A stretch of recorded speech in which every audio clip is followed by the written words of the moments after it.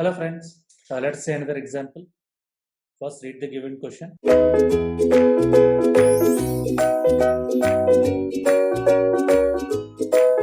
The bearing capacity of a rectangular footing of plan dimensions 1.5 meter by 3 meter.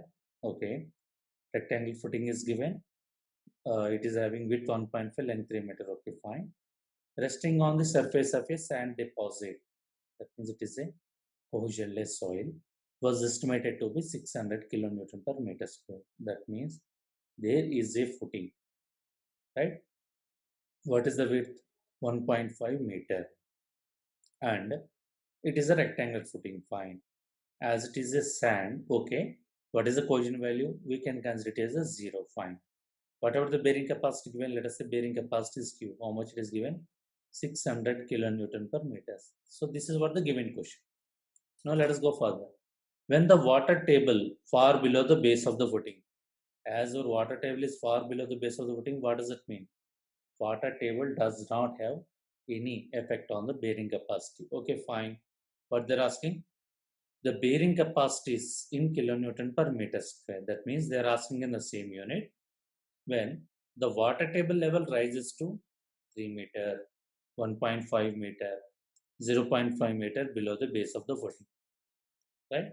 Now, if you see, the first option is semi-everywhere, isn't it? That means what you can say? Even if your water table is 3.5 meter, then you can say that the strength is not reducing. What about the second case? When the water table is rises 1.5 meter below the base of the footing, that means if this is your water table level from the base of the footing, what about the depth? 1.5 meter. What do you think? Will this water table affect the base of the footing? What will be the answer I can say? No. Why? Because the depth of the width of the water table is greater than or equal to the width of the footing, then we don't have any reduce in the bearing capacity. So up to a depth of 1.5 meter below the base of the footing, greater than the 1.5 meter below the base of the footing, there won't be any effect on the bearing capacity. So even in 3 meter does not change, even in 1.5 meter does not change. So what will be the value?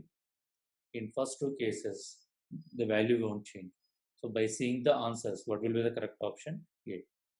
That means instead of doing any calculation, the third value, by seeing these two quantities, we can able to pick up the answer, right?